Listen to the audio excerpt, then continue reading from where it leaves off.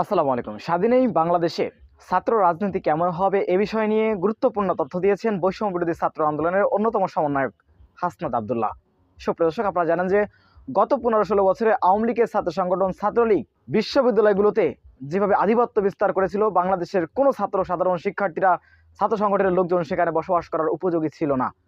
মানুষকে হত্যা করা, নির্যাতন, নিপীড়নের, নিষ্পেষণের একটি কেন্দ্রবিন্দু এই বিশ্ববিদ্যালয়গুলোতে করেছিল ছাত্রলীগ। কিন্তু স্বাধীনতা পরবর্তী ছাত্র সংগঠন কেমন হবে, কিভাবে চলবে বিষয় নিয়ে বিস্তারিত কথা বলেছেন বৈষম্য বিরোধী ছাত্র আন্দোলনের অন্যতম সমন্বয়ক হাসনাত আব্দুল্লাহ। আমরা তার মুখ থেকে বিস্তারিত জেনে আসবো। ক্যাম্পাসে শত শিক্ষার্থীর ক্যারিয়ার নষ্ট করে দিয়েছে, আপনার ফাদকে হত্যা করেছে, সেখানে ভূমিকে হত্যা করা হয়েছে, আমাদের হাফিজুল মোল্লার মতো আমাদের শিক্ষার্থীদেরকে ঝরে যেতে দেখেছে। আমাদের এই বিশ্ববিদ্যালয়ে যে মধ্যবর্তী শিক্ষার্থীরা আসে, যেখানে উন্মুক্ত আমাদের কথা বলার এখানে একটা পরিবেশ হওয়া উচিত, সেই পরিবেশের প্রেসক্রিপশনটা যখন আমার মাদার পার্টি বেঁধে দেয়, সেখানে কখনোই এখানে ছাত্রদের প্রতিনিধি এবং ছাত্রদের আশা আকাঙ্ক্ষার প্রতিফলন কখনোই ঘটতে পারে না। জাতীয় স্বার্থকে উপেক্ষা করে এবং পরবর্তীতে পদ পাওয়ার জন্য ছাত্রদের পক্ষে কথা বলা থেকে আমি বিরত থাকবো এবং আমি না দেখেই এই বিষয়ে চুপ করে থাকবো। এটাই ছিল আমাদের দেশের ছাত্র রাজনীতির দীর্ঘ যে সংস্কৃতি, এই সংস্কৃতি অর্থাৎ আমরা কিভাবে নেতা তুষ্টি করতে হয়, কিভাবে সাংগঠনিক যারা আমাদের প্রিয় অভিভাবক, যারা মুদির ক্যান্টিনে প্রত্যেকদিন থাকেন, তাদেরকে কিভাবে খুশি করতে হয়, ছাত্রদের পক্ষে কথা না বলে তাদের পক্ষে কথা বলতে হবে। অর্থাৎ আমার মাদার পার্টির প্রেসক্রিপশন নিয়ে মাদার পার্টি যদি আমাকে অ্যালাউ করে যে তুমি 3 ভলিউমে কথা বলবা, তাহলে 3 ভলিউম, তোমাকে আমি একটু 5 ভলিউম দিলাম, 5 ভলিউম। অর্থাৎ ঘুরি ঘুরার যে নাটাইটা, এই নাটাইটা সবসময় ধানমন্ডি 32-এ অথবা পল্টনে অথবা সামোয়ার ইন ঢাকা। আজকে এই পরিস্থিতি দাঁড়িয়ে আজকে হচ্ছে আমাদের গণ অভ্যুত্থান পরিবর্তী ছাত্র রাজনীতি নিয়ে আমাদের কথা বলতে হচ্ছে। গণ অভ্যুত্থান পরিবর্তী ছাত্র রাজনীতি নিয়ে কথা বলতে হলে একটা জায়গা আমরা স্পষ্ট করতে চাই, মানে আলোচনাটা এমন জায়গায় চলে আসছে যে আমাদের মনে হচ্ছে যে প্রেম হবে উপনে এবং সঙ্গম হবে গোপনে। আমাদের একটা এই ধরনের থাকে যে ক্যাম্পাসে একটা মানে মোটামুটি একটা প্রবণতা চলে আসছে। আমরা আমাদের জায়গা থেকে একটা বিষয় স্পষ্ট করতে চাই, আমাদের যে অবস্থানটা সেটা হচ্ছে অবশ্যই ছাত্র রাজনীতি থাকতে হবে, অবশ্যই ছাত্র রাজনীতি থাকতে হবে। আবার আজকে যে বিষয়টা আমরা দেখবো, বিদ্যমান ছাত্র রাজনীতিটা কেমন ছিল। বিদ্যমান ছাত্র রাজনীতিটা দেখেন, 2016 সালে একটা ছেলে ঢাকা বিশ্ববিদ্যালয়ে আসে, এখন সে 3 ফুট মাটির নিচে আছে এবং তার অবস্থান রয়েছে কবরস্থানে। কথা বলছি হাফিজ মোল্লার কথা। এই হাফিজ মোল্লার অপরাধটা কি ছিল? হাফিজ মোল্লার অপরাধ ছিল সে বিদ্যমান দলীয় যে ছাত্র রাজনীতি, ছাত্রলীগীয় যে ছাত্র রাজনীতি, এই ছাত্রলীগীয় ছাত্র রাজনীতির যে একটি কালচার গ্যাস্ট্রোমে থেকে এবং সেখানে একটি ছাত্রলীগের যে সিট সংকটটি তৈরি করেছিল, এই সিট সংকটের কারণে তার অবস্থান হয় বারান্দায়, এবং বারান্দায় এই শীতের রাতে সে হচ্ছে ধুকে ধুকে মৃত্যুর কোলে হচ্ছে হেলে পড়েছিল। আপনি দেখেন এই যে বিশ্ববিদ্যালয়ে আমাদের ছাত্র রাজনীতি স্বরূপটা কি, একটা বিশ্ববিদ্যালয়ের কাজ কি? জনগণের খয়রাতের পয়সায় এই বিশ্ববিদ্যালয়গুলো পরিচালিত হয়, জনগণের খয়রাতের পয়সায়। এখন এই জনগণের খয়রাতের পয়সায় এই বিশ্ববিদ্যালয়, এটার মূল লক্ষ্যই হচ্ছে জ্ঞান বিস্তার করা, মূল লক্ষ্যই হচ্ছে আপনার সুবিধাজনক চিন্তাগুলোকে পর্যাপ্ত ভাষা দিয়ে সেখানে জ্ঞান ভিত্তিক এবং একটি গবেষণা ভিত্তিক রাষ্ট্র তৈরি করা। কিন্তু বিদ্যমান যে ছাত্র রাজনীতি রয়েছে, দলীয় যে ছাত্র রাজনীতি রয়েছে, এই দলীয় ছাত্র রাজনীতি আপনাকে কি করেছে? আপনাকে প্রতিদিন ক্লাস ফিস দিয়ে মধুর ক্যান্টিনে এসে উমুক ভাই রাজপথ ছাড়ি নাই, উমুক ভাই ভয় নাই, নেতা তোমার ভয় নাই, রাজপথ ছাড়ি নাই বলে আপনাকে মধুর ক্যান্টিনে আসতে বাধ্য করেছে। এই যে বিদ্যমান দলীয় ছাত্র রাজনীতি, আপনার দলীয় ছাত্র রাজনীতি আপনার রিডিং রুমে না গিয়ে আপনাকে নেতা যখন ব্যাডমিন্টন খেলে সেখানে নেতার পাশে এসে হাতে তালি দিতে আপনাকে বাধ্য করেছে। বিদ্যমান দলীয় ছাত্র রাজনীতি আপনাকে সিটের অধিকার থেকে বঞ্চিত করে, নেতা থাকে সিঙ্গেল রুমে আর কর্মীরা থাকবে 32 জনের একটা রুমের গণরুমে।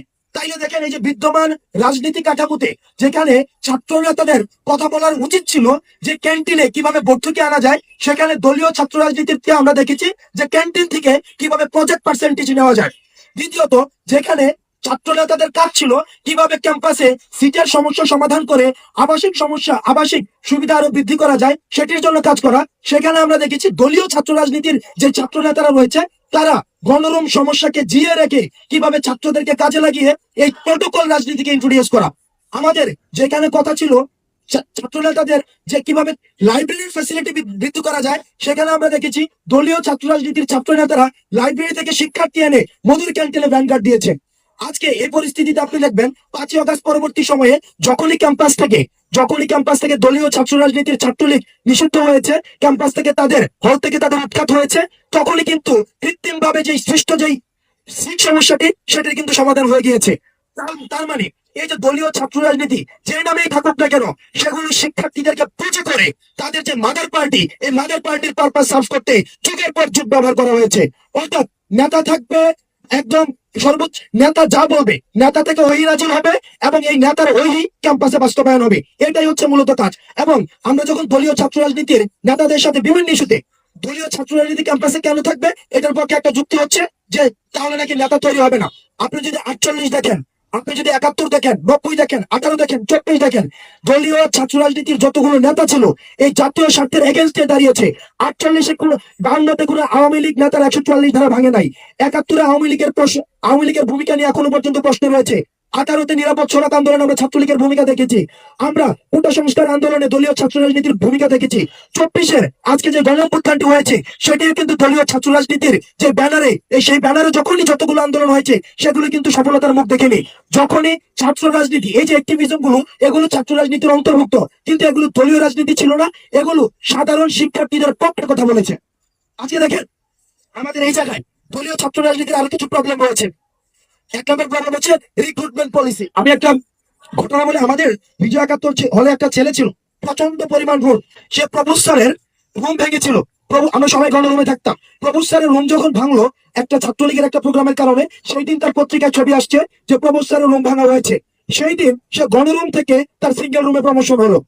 আপনি যদি দেখেন বিদ্যমান যে দলীয় ছাত্র রাজনীতি রয়েছে, বিদ্যমান দলীয় ছাত্র রাজনীতির রিক্রুটমেন্ট পলিসিটা কি, সেখানে কিভাবে নেতা নির্বাচন করা হয়, সেখানে নেতা নির্বাচন করা হয় সেটা হচ্ছে মাদার পার্টি সিগনেচার করা প্যাডের মধ্যে নেতা নির্বাচন করা হয়। আপনার যখন প্রমোশনের জন্য, বড় পোস্টের জন্য আপনি মাদার পার্টির মুখোমুখি হবেন, তখন মাদার পার্টির এজেন্ডা ছাড়া আপনি ক্যাম্পাসে কখনোই ছাত্রদের জন্য নিরপেক্ষভাবে কাজ করতে পারবেন না।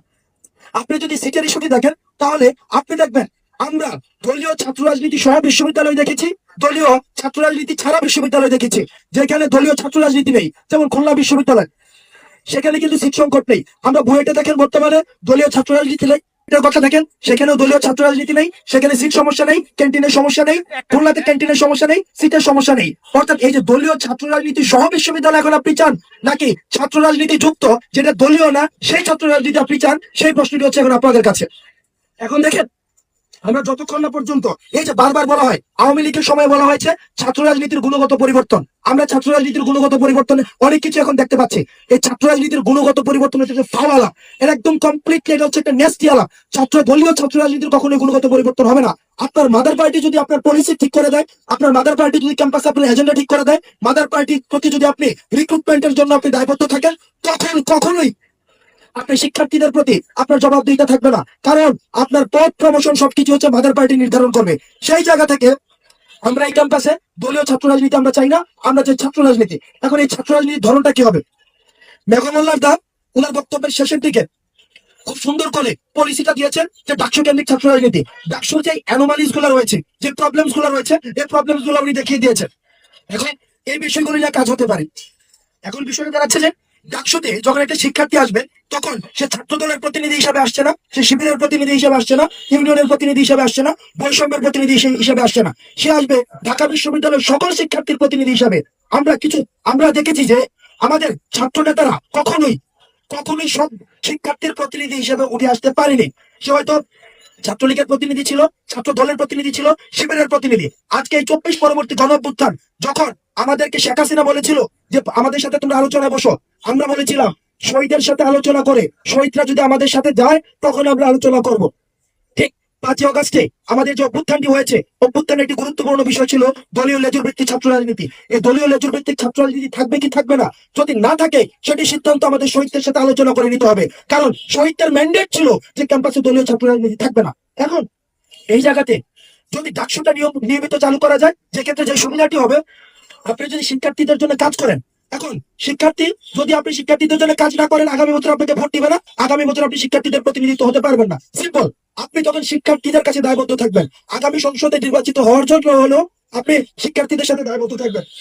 এই শিক্ষার্থীদের সাথে দায়বদ্ধ জায়গা থেকে আপনি কখনোই শিক্ষার্থী বিমুখ কোন রাজনীতিতে কোন এজেন্ডা বাস্তবায়নের হাতিয়ার হিসেবে আপনি ব্যবহার হতে পারবেন না। শেষ করছি নাজিম ইকবালের একটি কবিতা দিয়ে। নাজিম ইকবাল বলেছিল যে আমাদের এই 20 শতাব্দীতে সুখের আয়ু হচ্ছে 1 বছর। আমরা এই 5 আগস্ট পরবর্তী সময়ে 4 মাস মাত্র গিয়েছে, আমরা শহীদের রক্তের উপরে দাঁড়িয়ে আছি। তাদের যে ম্যান্ডেট ছিল, যে দলীয় লেজুর বৃত্তি, যেটা আমাদের একটা দুঃখ স্মৃতি ছিল, আমাদের এই ক্যাম্পাসে শত শিক্ষার্থীর কেরিয়ার নষ্ট করে দিয়েছে।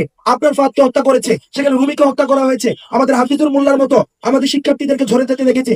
আমাদের এই বিশ্ববিদ্যালয়ে যে আমাদের যে মধ্যবর্তী শিক্ষার্থীরা আসে, যেখানে উন্মুক্ত আমাদের কথা বলার এখানে একটা পরিবেশ হওয়া উচিত, সেই পরিবেশের প্রেসক্রিপশনটা যখন আমার মাদার পার্টি বেঁধে দেয়, সেখানে কখনোই এখানে ছাত্রদের প্রতিনিধি এবং ছাত্রদের আশা আকাঙ্ক্ষার প্রতিফলন কখনোই ঘটতে পারে না। আসসালামু আলাইকুম। সুপ্রিয় দর্শক, হাসনাত আব্দুল্লাহর এই বক্তব্যটি আপনারা কি হয়ে দেখছেন? অবশ্যই আপনাদের মূল্যবান মন্তব্য কমেন্ট বক্সে জানাবেন। সবসময় সত্য নির্ভর তথ্য পেতে স্বাধীন বাংলা ইউটিউব চ্যানেলটি সাবস্ক্রাইব করে আমাদের সাথে থাকুন। আসসালামু আলাইকুম রহমতুল্লাহি ওয়া বারাকাতুহু।